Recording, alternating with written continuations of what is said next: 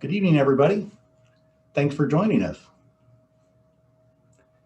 We're watching people kind of fill in here tonight, so it's great to have everybody join us. Yep, we'll give it another minute or so. Another minute or so.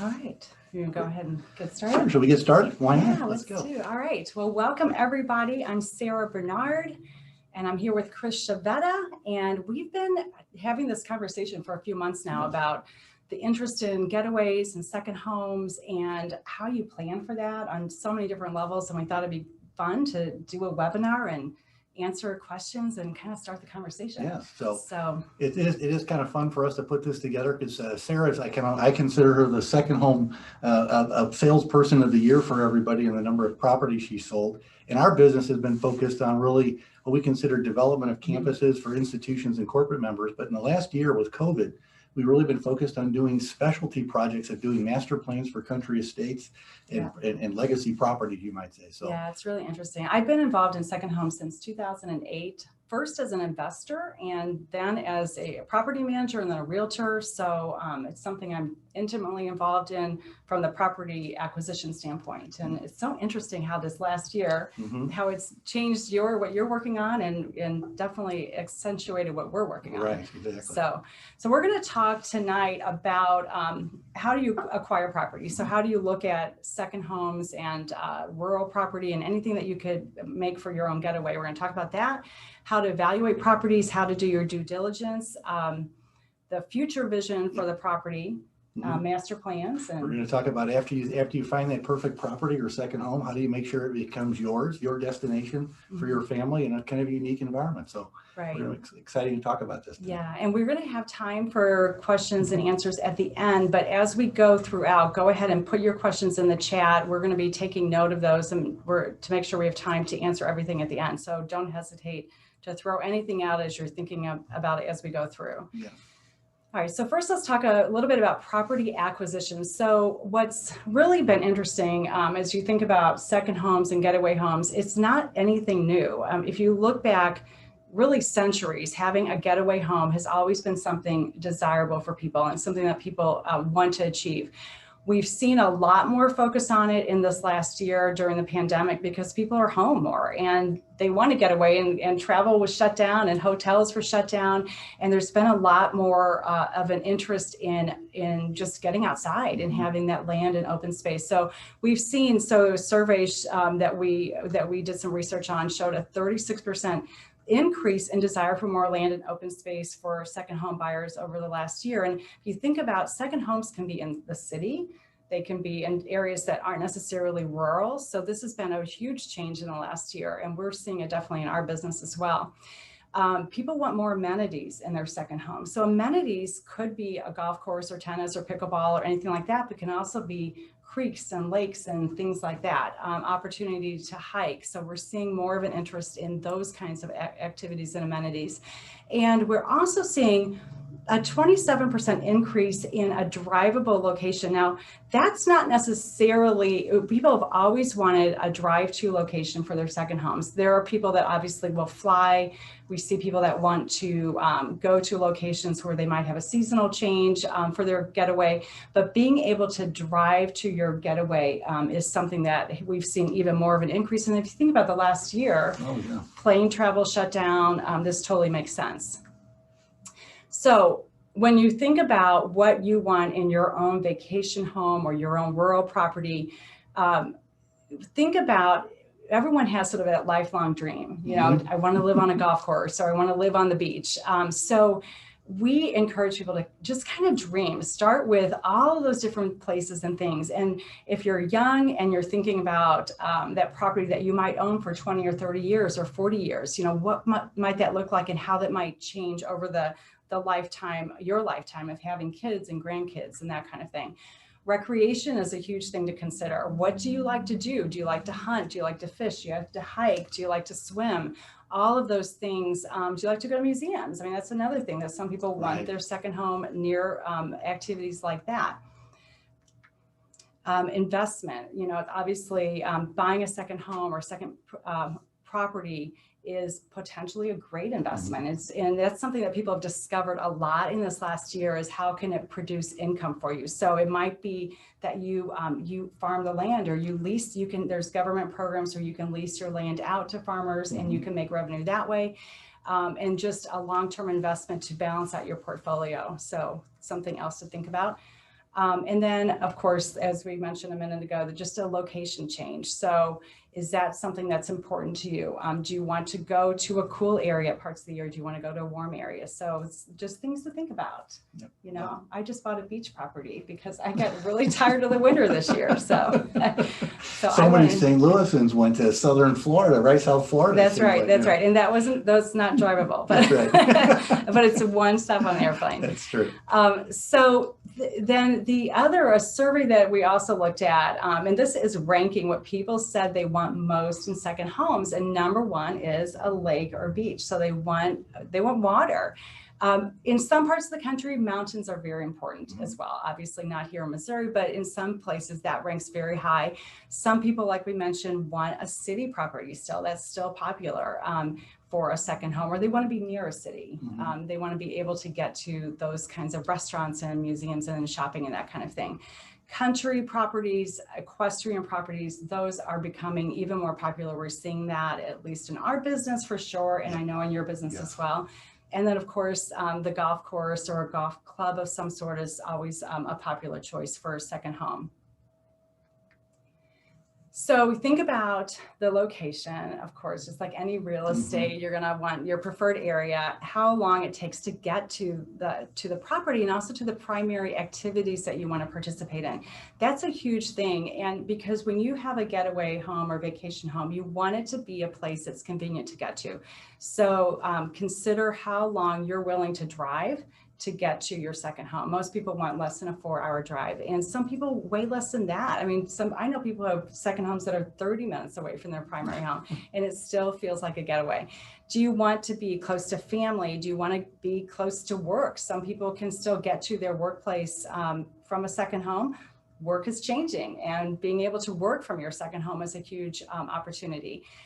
School, social events. If you have young kids and you're thinking about vacation homes, what are you going to do when there's school activities on the weekends? Do you want to be able to get to them still, or are you just going to say, we're going to not do those things when we go to our vacation home? But just things to think about. What are the local amenities and services? Are there grocery stores? Are there restaurants? Are those important to you? Or do you want to just pack all your stuff and take it with you? So things to think about when you're considering where you want to have your vacation home. School district, always we talk about in real estate as being an important attribute. And even with vacation homes, sometimes that's still something to consider, especially if there's a possibility that you might take advantage of a school district for your own kids if they're young at that vacation home or that getaway. So, but even long-term investment value is impacted always by school district, of course. And then, of course, medical services. This is something that people don't think about enough, and then they get older, they retire, and they need medical services more often, and they need to be able to get to the doctor, to a hospital sometimes. So is there something within 30 minutes? Most places there are. We're seeing it more and more, but just something to consider. Or can the medical services get to you? And I know you're going to talk about that. Talk about that. Yeah. Our clients have looked at that. Absolutely. So I looked at comps just in the last year, just to give everyone sort of a taste of what does it cost the acreage around St. Louis within this couple hour distance. And you can see it ranges from a low of 4,000 an acre in Washington County up to a high of 28,000 in St. Charles County. And that's all along the wine country, Highway 94, where the acreage is more desirable there. So this is just Gasconade is Herman is a popular destination, 5,000 an acre. If you're within a resort community like in Innsbruck, for instance, the cost per acre is going to be much higher because the infrastructure is already there, the amenities are there. So think about that. But this is for undeveloped land, typically, that is has often no buildings on it, no house, no farm. So sometimes it does, but often not, or it's tear down properties. So thinking about the timeline, right? So we usually recommend 6 to 9 months before you purchase to start thinking about meet with a realtor, or just even start dreaming. Look at, research different areas, drive to different locations and see what you like. Document your requirements, just like when you look for your primary home. What's the most important thing? And when you get with the family, spouses, or even extended family, everyone's going to have a different interest, and you want to make sure that you're taking everyone's interest into consideration. You can prepare a rating sheet. What's most important? What can we not live about? We've shown rural property before to families where not until they get on that ground do they realize how important it is to them to have a creek or some sort of water. So if that is the most important thing, don't waste your time looking at properties without that. You might as well, if that's number one, make sure you have that before you even go out. Sarah, how many properties does somebody look at before they make a second home purchase? Yeah, I typically 6 to 9, and just similar to a primary home. And if you do your due diligence and rank and do exactly what we're talking about here, you won't need to be looking for months and months and months. Okay. So 6 to 9 is typically what I see. There's some people that take longer, but I think it's not because they're not finding the right property. They're just not ready to buy. Maybe they don't have their finances together or something like that. Okay. Once people know, sometimes it's 2 or 3, if they've really thought about what they want. So, Sure. Okay. yeah. Good.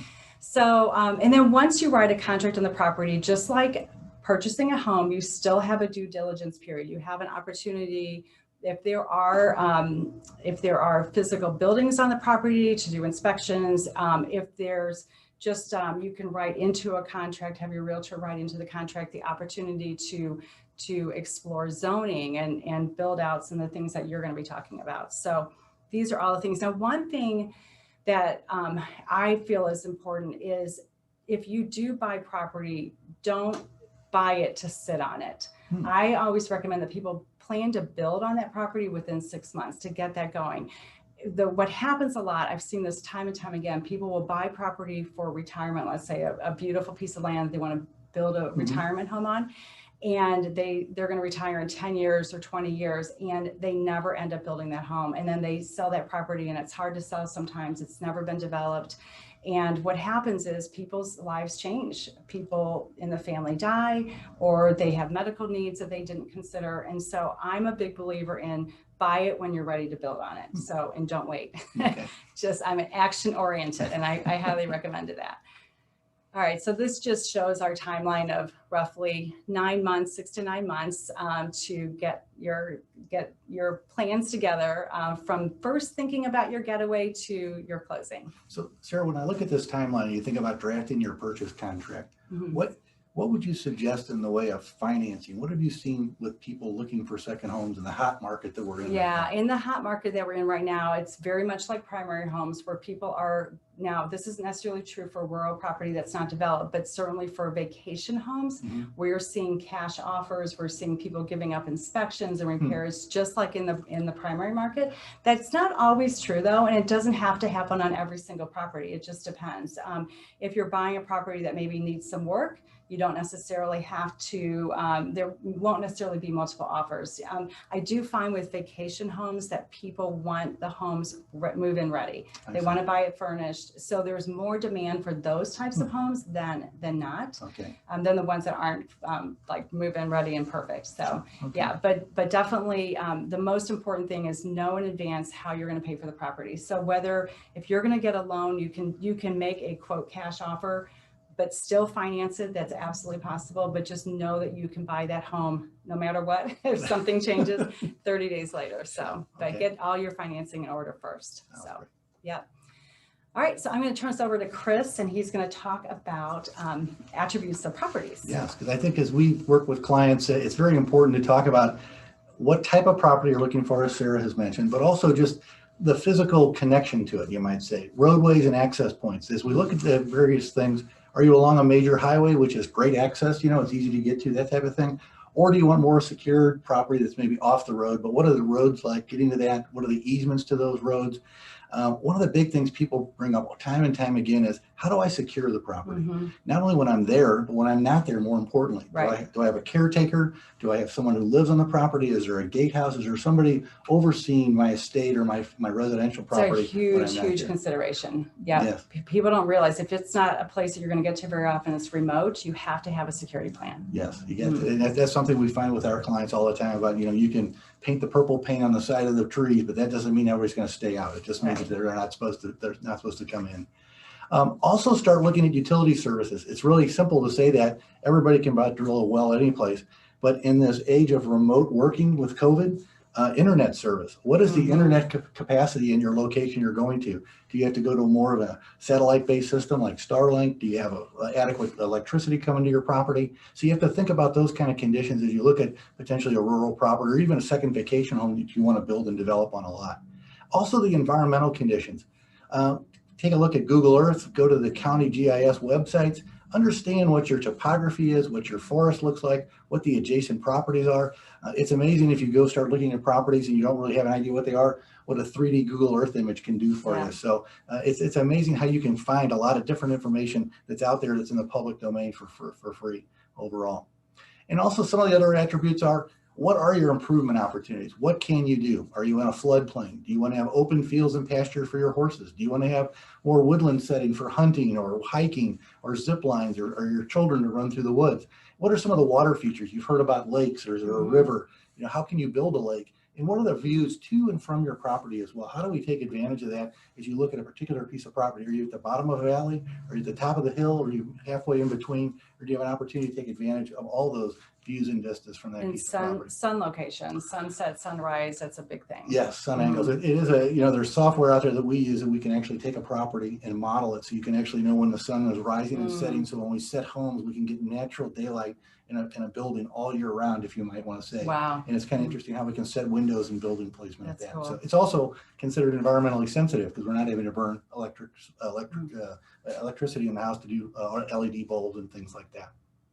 So Sarah talked about, you get a contract, you find that perfect property, and now you want to do your due diligence. So part of that is looking at your easements and right-of-ways to make sure you can get access to the property. You'll go through a formal title commitment with a title company to see chain of command and custody. And we found some of our small rural clients who they looked at this property.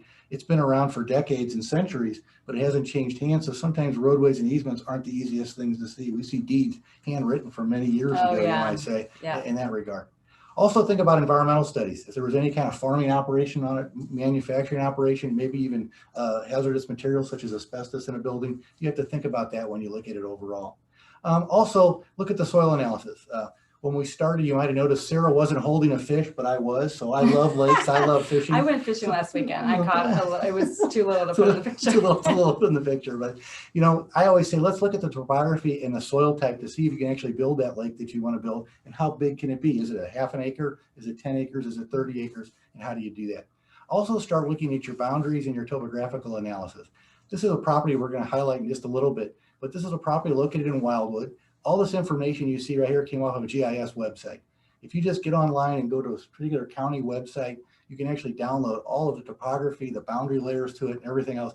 Even has historical photos. So it's kind of fun to kind of look at the historical nature of it. Just kind of surf the web a little bit for each of your properties. It's amazing. And also county offices have tons of free information to the public. You can get a lot of background information on properties. Yes, that's exactly right. And they're usually pretty helpful with it as well because they know they're increasing the value of it for their tax revenue. So let's say you've got your property now, you've closed, you're all excited about it. So you're ready to kind of create this future vision, whether it's a second home or whether it's a piece of rural property or an estate. We always say that before you start down this road, let's think about what the vision is for the owners. We find it very helpful to interview both spouses, potentially, both partners, interview kids, grandkids to understand what they want to do, because you want to try to create a destination that people are all excited about, that they want to come back to time and time again. Keeping the destination fresh and new. After COVID, a lot of people who moved, I want to say, to their second homes to kind of, to go into quarantine, they realized that, well, it'd be nice to have this amenity or that amenity and this type of thing. And they thought about the next phase of their development on their piece of property for the very first time. So we always say, if you keep it fresh and new, people want to come back. They want to kind of experience it. There's something new you can introduce them to each and every time. Right. It also helps, I want to say, buyers to prioritize that vision and the need that they want to do. And you'll see shortly also how do you prioritize the capital cost in order to develop your ideal property going forward as well. This is an example of an estate we've worked at in Colorado. It's only 35 acres. It's actually an enclave of 4 estates. It's very equestrian focused. This is a process that has been over the last 10 years. So this particular client started out with a guest house and then built a larger house after that, built their primary residence. But over a period of time, they've put different amenities in place within this facility. You'll see on it might be a little hard to see, but there's an indoor barn, an indoor riding rink, outdoor arenas, beautiful views and vistas back to Pikes Peak. This is like at 7,300 elevation. So you're above a mile high, you're higher than Denver. You're only an hour away from Denver. So when you talk about how close you are to proximity, this property is an hour away from Denver, half an hour away from Colorado Springs. But it became more of an enclave where they thought about the ponds they had for their horses, but they turned them into trout ponds for seasonal fishing opportunities. There's specialty areas that we had to work with this. There's a run-in shed because of the amount of hail they get in Colorado. If you're out in a field or you're with your horse, you need to get, a storm comes up, you need to get into shelter pretty quick. But we've also reserved and preserved spots in order to kind of do future pickleball courts and sport courts, expansion of particular areas, and development of other arenas. And you'll see on this one, you have a Hello Stop. We talked about that emergency services when things go wrong. Unfortunately, when things go wrong in rural properties, you're usually 10, 15 minutes away from medical help. And so a lot of clients have been looking at how you create a Hello Stop that if you had to have an emergency air evacuation by like Lifeline or somebody like that, there's a designation for it right there so they can actually land. This Hello Stop actually serves all these property owners. So in case anybody had a medical emergency, they know exactly where to go to. Something to think about if you're in rural Missouri or Colorado or someplace else in the country. Yeah, in property like this, a family might develop it for generations. So they're thinking it's worth spending the money and the time to plan all these things and to develop it over the years. But you can also, this is 35 acres. You can have 5 acres, 10 acres, and you still need the same kind of planning. You may not have the what is it called? Hello Stop. Right. but you're still you don't have to do everything at once. You can build the guest house. I love that. Start small and build out. And build out from there. So it's just a way of kind of strategizing going forward with the overall state. So this is kind of more of a finished product after a 10-year time horizon of doing it. So let's say you have your perfect property. So let's talk about your master plan. I always say let's approach it from 3 different perspectives. The drone perspective at 1,000 feet flying overhead. Kind of what's the property look like? What's some of the key land features and the land uses you want to do? Where you might place those future phases. Lakes can only go certain places. Maybe riding rinks can only go certain places. Maybe zip lines can only go certain places. So let's think about how we take advantage of those certain attributes of the site. Also, we start defining the capital requirements. Are we going to build a big home with multiple bedrooms? Are we going to build something small and quaint that's more designed for a couple or 2 to spend the weekend there? Or is it more of a second home that also becomes a rental property where you might want to have the larger groups to come in? Then at the 100-foot perspective, it's really the property kind of experience where the features are. When I drive up, does it look like an equestrian state? When I drive up, does it look like a hunting club? Does it look like a fishing ponds that are on the road? And we try to do facility placements so that you don't put something in the wrong spot. There's so many times we're called into projects where they say, here's our piece of property. We built our house and we want to do this. And you kind of walk around and go, oh, what's wrong? You got to go, wow, well, if the house was just 50 feet this way with a better sun angle. Yeah, we're rather than better over there. We just didn't think about it. Talk about thinking about that with activity zones and what that realistic schedule is, like you said. Start thinking about when you're going to build and how fast you're going to build it out. Then the other one is 10-foot perspective. What is that first impression? When you drive up for the first time or your friends come up to your place, what's it look like? Is it nicely wooded? Does it have the fences for horses? Does it have the fields are open or the forest? And think about the environmental design of how you might actually work within the existing landscape features to kind of be very sensitive to that we're not just going to bulldoze everything down and flatten it out, but we're going to work with the contours. That's why people buy these properties, to get back to nature. So we don't want to disturb nature too much. We want to place those facilities in it. And we keep hearing over and over again, how do we create spaces for our families to gather and our friends to gather? And how do we create experiences that are legacy in nature, that are so exciting that everybody says, we want to come back and do that. So Chris, doing a plan like this, if someone were to hire you guys to do this, what are we looking at in terms of timeline and how long does it take and cost to do a plan? We usually look at anywhere from about 4 to 8 weeks, depending upon the size of the property and what they want to do with it. The larger the property, the little longer time that we take a look at it. Most of the time we meet with both partners, talk to them extensively about what their wishes are. Like I said, interview maybe the kids and the grandkids as well. It's fun. Sometimes we give the grandkids white tablets and say, draw what you want to hear. You know, and they'll draw a zip line or a big fish or a horse or something like that. It usually costs somewhere between $10,000 and $50,000, depending upon the size of the property, because it just depends on how much acreage we're looking at and how many things we're thinking about doing, you know, in the overall development of the property. So it is a modest investment up front, but it kind of establishes all the requirements going forward. Right. So you have this complete vision of what the build out might be as you go forward. Right. Those plans, these things, the focus can develop over the years. So. Yes, that's correct. We're It's gonna not talk about you have to do it all at once. Here's another case study we did. This was the Baldwin Hunting Club up in St. Charles County, a very old legacy club.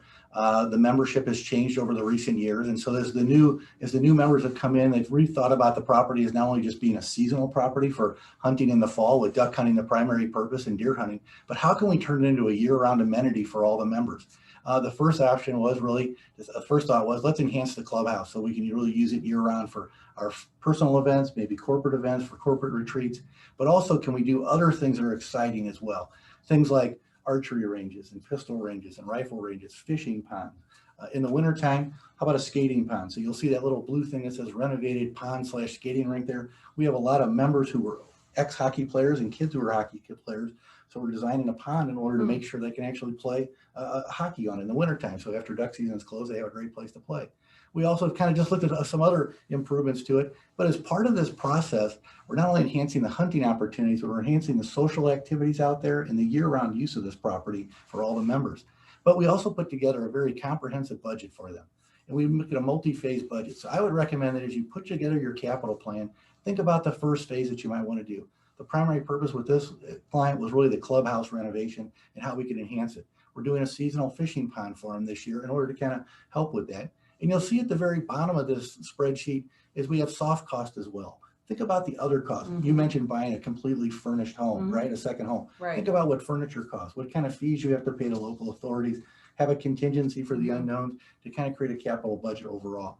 Yeah, and this is a commercial property, but the same idea and budget concept can be applied to a residential. Absolutely, and that's the most important thing. But what we've developed is a capital model for the next 5 years, or next 5 phases, really, for everybody to see what the expenditures are going to be, so everybody knows what they're getting into. I love it.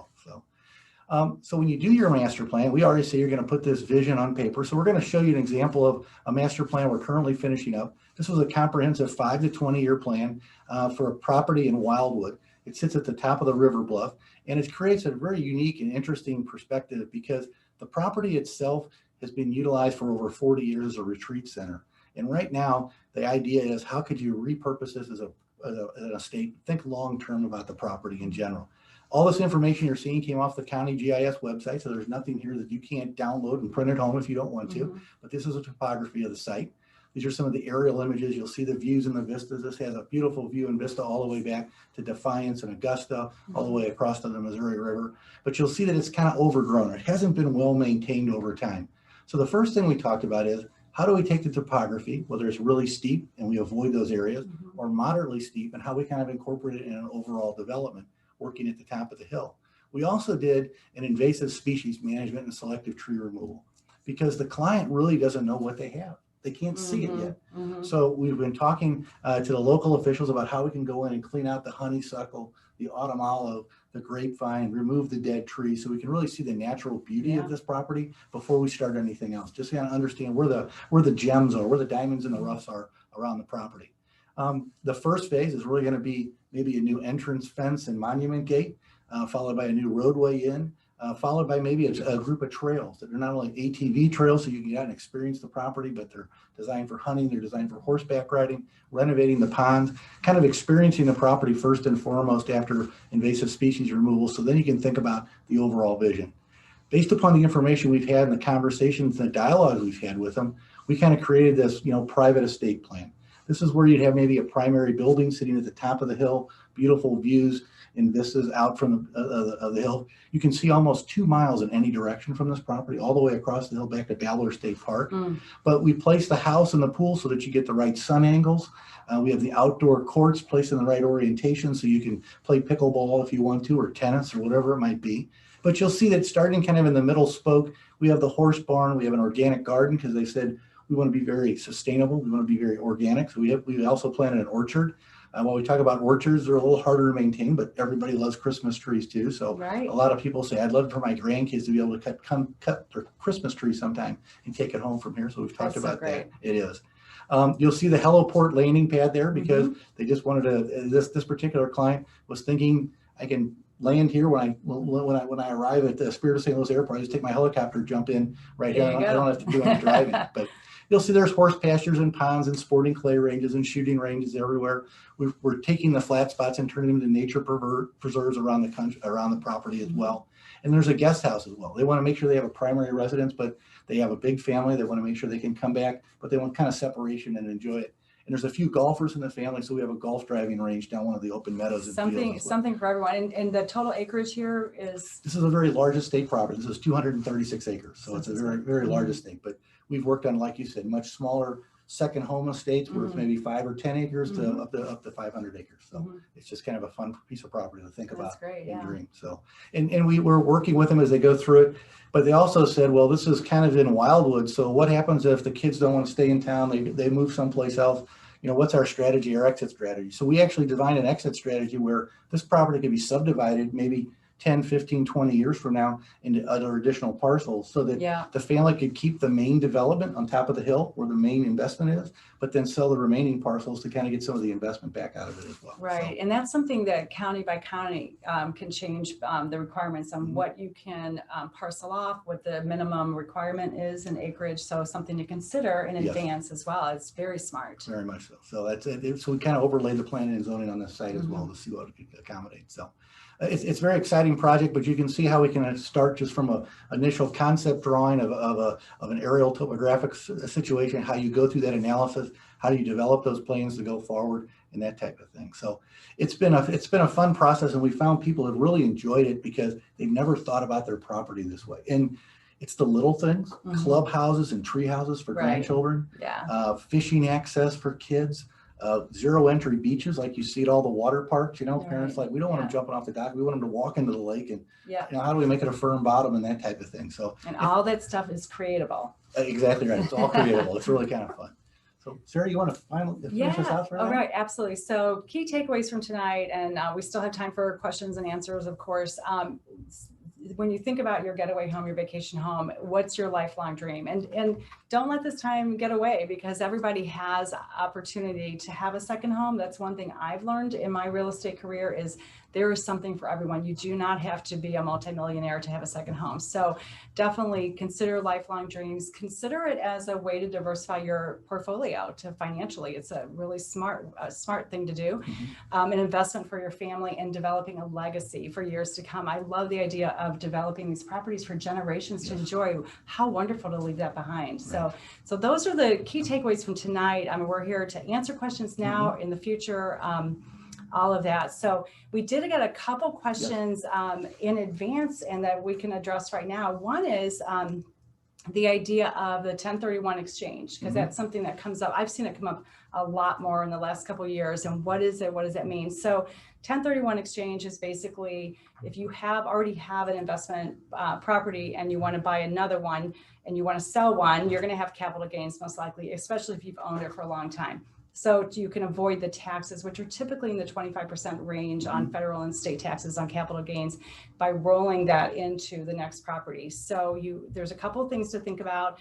You have to find a like property in 45 days usually, and you have to close on it within 6 months. So a couple of things to think about. You have to plan for that, but it's definitely a great way to continue to build your investment portfolio using a 1031 exchange. Another question we got is about just this hot vacation home market. Is that going to continue? And, you know, the way I look at it is my first vacation home I purchased in 2008, and it was strictly an investment. Actually, purchased one prior to that it was my own vacation home. And then, so that was several years before, 2008, an investment property. And these properties have never gone down in value, and I don't see that changing. I see the market being as hot as it is right now for a couple of reasons. The rates being as low as they are, that it looks like it's going to continue for at least another year from what I'm hearing. That's, you know, could change anytime, but it looks like it's going to. And then also this idea that we talked at the beginning of the webinar about getting rental income Yes. from your second homes. And as long as people can do that, I think it's going to continue to be hot. Now, from a buyer perspective, that doesn't mean you can't buy a property and get a decent deal. But also with rates as low as they are, you can oftentimes find that you can spend a little bit more because your monthly payment may not be actually going up with the rates so low. So I think it's going to continue to be a strong market and it's good for sellers, Yes. but it's also good for buyers. You can feel good about your investment. Sure. We'd like to remind everybody, if you have a particular question for us, we're kind of going through the ones that were sent in before the webinar started, but just use the chat box below, type your question in there, and we'll try to answer them as many as we can as we go along. Sarah, could you also explain, I mean, people are buying a lot of second homes because it is a diversity of their portfolio and they're going into the rental market a lot. Is that something you see? Is that caused by the VRBO and the Airbnb phenomenon in the country these days? Or yes. how's that play out? 100%. I think so. If you think about it, back in, I think it was around 2010 is when Airbnb started. VRBO and HomeAway was prior to that. And it was small back then. And it's gotten very, very easy for people to rent their home using these different websites. And so it's easy to purchase when you know you can recoup your investment by renting it. You have to be comfortable with the idea that people are going to be living in your home for a period of time. The other thing to consider if you're thinking about renting your vacation home is that every community has different restrictions on that. So some places it might be no restrictions at all. You can rent whenever. Some properties, it's a 30-night minimum, and especially in Florida, we see a lot of that. The other one is some buildings, and we see this again in some of the beach towns with condo developments. You have to own a property for a whole year before you're allowed to rent it. And that keeps out the investors from coming and buying a lot of units and just turning them into rentals. So we have a question. Do we have any numbers that we can share on rental properties at Innsbruck? I'm not sure what numbers are being asked about. It might be the number of rental properties. I think there's right now about 65, 70 rental properties out of about 1,500 properties. So it's still a small number, but they're all doing really well. We manage about 25 properties, my business does, and they're all having a couple of very good years. When we do projections for properties, when owners ask us for projections, we project on 2019 numbers, not 2020, 21, because those are a little bit skewed. But yes, definitely the rental properties are doing well. But they're in addition to the VRBO and the Airbnb websites that are so easy, you still have to manage it like a business. And I always tell people, plan on a couple hours a day if you're going to have a rental property of your time, unless you have someone else manage it. Sure. Okay, and let's see. One thing to also remember is we are going to send out this webinar tomorrow. Everybody who's on the call tonight will get a copy of it with our contact information, and we can always answer questions. Right. One of the other questions that came in before the presentation was, how do we budget for facilities improvements? How much does a house cost, and how much do all those improvements cost? And it's a difficult question to answer sometimes when we're putting the master plan together, but I break it down to a really simple equation. It's space times quality equals cost.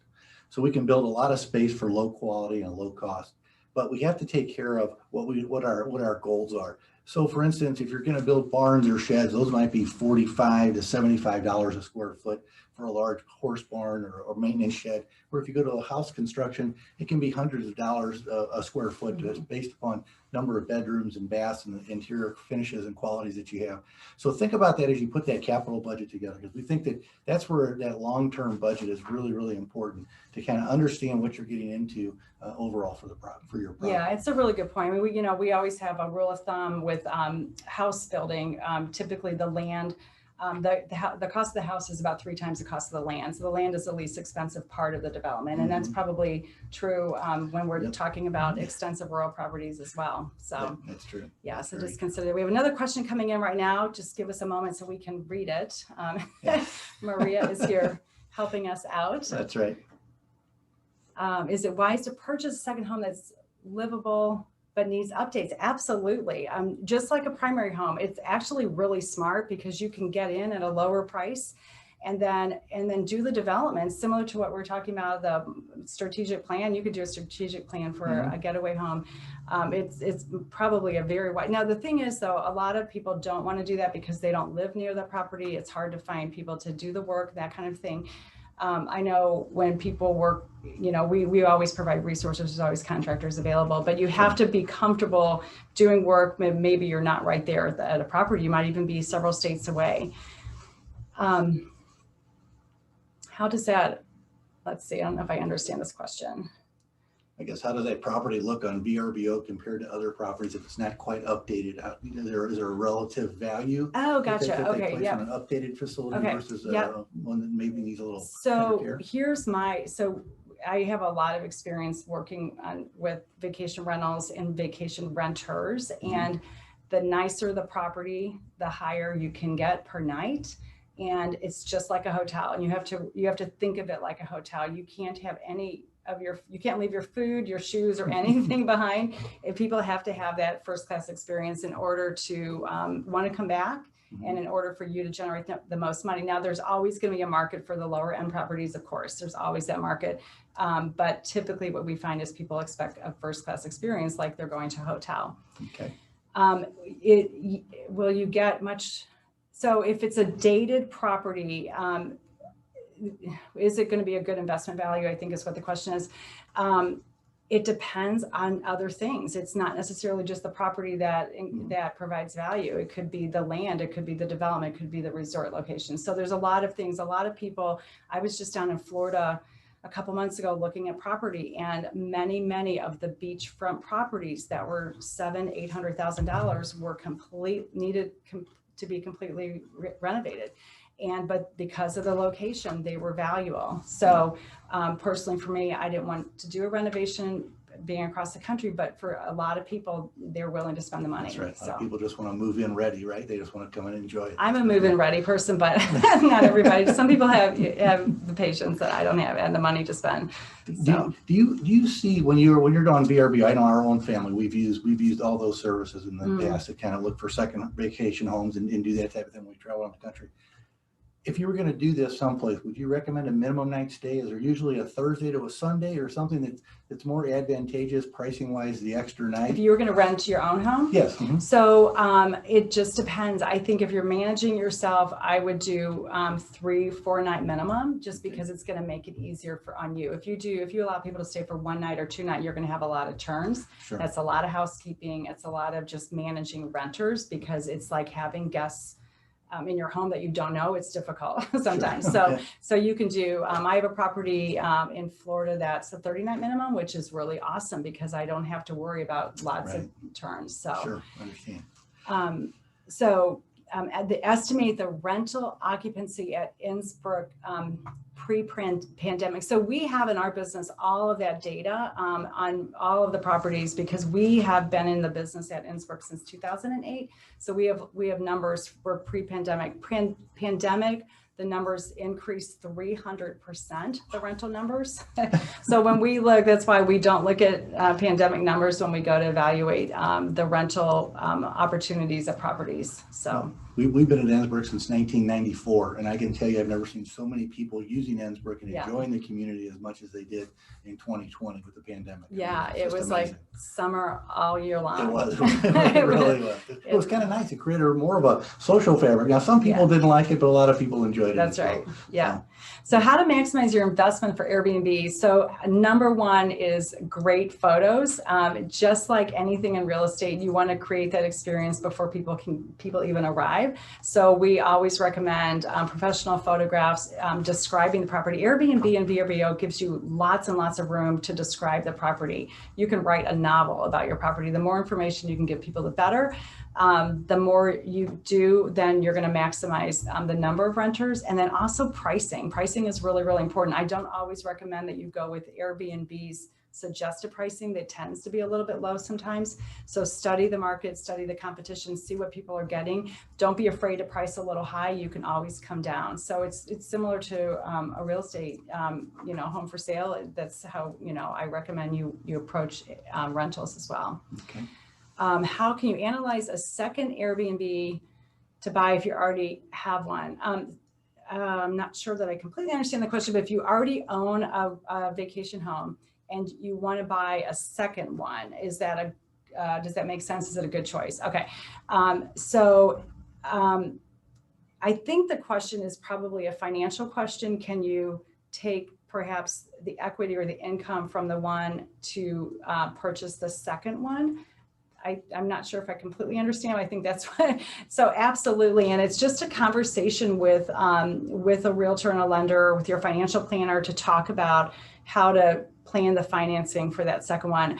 Absolutely, you can, once you start investing in real estate, whether it's vacation homes, multifamily buildings, single family homes, it will take on a life of its own in a really good way. And so if you're careful with your plans, you can take the equity or income from one to help finance the next one for sure. Okay. You can do cash out refinance. There's lots of different ways and to purchase the second one. You mentioned professional photography before. I know that we've looked at properties like that have some really interesting three-dimensional models you can walk through if you're looking at Airbnb. Is there a value in that, of a property owner investing in that, for people to literally walk through a property? It's not as typical, so I don't think it's something that you have to invest in. If I saw it at 90% of properties, I would say absolutely, but it's still pretty rare. Okay. Sometimes what some Airbnb owners do is they'll actually FaceTime potential renters if you have the capability to do that, and walk them through it themselves, and you get to know your renters. Okay. But I don't think you have to invest. It's very expensive to do those kind of virtual walkthroughs. Sure. Okay. All right. Even for realtors, I mean, it's expensive for us to do that. Sure. Okay, so how can you figure the price of property rent ratios? Okay, so I think the question is, how do you determine rental rates to charge on your property if you're going to rent it out? And there's so much great data out there. There's a good website called AirDNA, and you can go buy a subscription, and it will actually do the analysis for you on what the rent might be. There's also, with seasonality with rent, days of the week, fluctuating rents. There's also pricing software that it's similar to hotels, where based on supply and demand, it can adjust your pricing. So there's a lot of different systems out there and tools to do this, or you can hire a property manager who can do it for you. A lot of data and a lot of analytics behind that, right? About what the supply. Yeah, absolutely. So. Okay. Florida versus Innsbruck versus New York, Airbnb. So, every market is so different. I will say from my own experience, I have property at Innsbruck. We manage properties in Innsbruck. I have property in Florida. The rates that we can get at Innsbruck are higher than any market I've seen. So I think Innsbruck is unique in that it's in Missouri. There aren't a lot of drivable getaways nearby. If you think about Florida, if you think about New York, even, there is a lot more supply there than we have here, and so your rates are going to be lower. So. Yep. Innsbruck all the way. As I mentioned, we've been a long time Innsbruck owner, and the improvements that they made, it really keeps people coming back to it. It's kind of, they've done that strategy of fresh, new, and updated things. We work with exactly right on exactly. the Commons project and that type of thing, to kind of say, let's keep something fresh and new. The pickleball courts were a new amenity added last year, which were a huge success with everybody. And a few years before that, the new pool. I mean, there's always, you're exactly right. They've done a really good job of strategically planning the amenities. And for some people, it wasn't what they wanted. They don't, back in the day, there weren't as many amenities. Those folks have moved on, and it's a different clientele perhaps in a sense, but it's really super fun and people love it. Yes, absolutely. They do at that. But okay, so book recommendations to help the investment journey. That's a loaded question. There's great financial books out in the marketplace. I literally did this recently for one of my young adult children, where I just Googled 10 best financial investment books, and I bought all of them. and there's some really good ones. So I would say do that. I'm not going to name a specific book right now off the top of my head. There's a lot of really, really good ones out there. And just learn. There's a lot of great platforms. There's a lot of great investment clubs. Even here in the St. Louis marketplace, there are a lot of groups that get together. There's specific investment groups just for women. There's some for anybody that, if you want to get into investing, whether it's vacation homes, rural properties, multifamily buildings in the city, there is a group out there. And, we can certainly help you find those groups if you want to reach out. I got one final question for you. Did you send your kids digital books or actual hard copy books? Hard copies Hard all copy, the way. yeah, exactly. I don't know if they know how to read those. Exactly. They don't know how to open the cover, but they still get the information out of it. Right. So. All right. I think that's it. Sarah, I've enjoyed this questions. evening. Thank you very much. Yeah, super fun. And, Chris and I are both here available. You've got our contact information and we'll be sending this out tomorrow. We'll follow up with everybody tomorrow on our presentation tonight. So thank you for joining us for an evening to talk about your second home and maybe your country estate and your luxury property. So thank you very much. Have a great evening, everybody. All right. Bye-bye.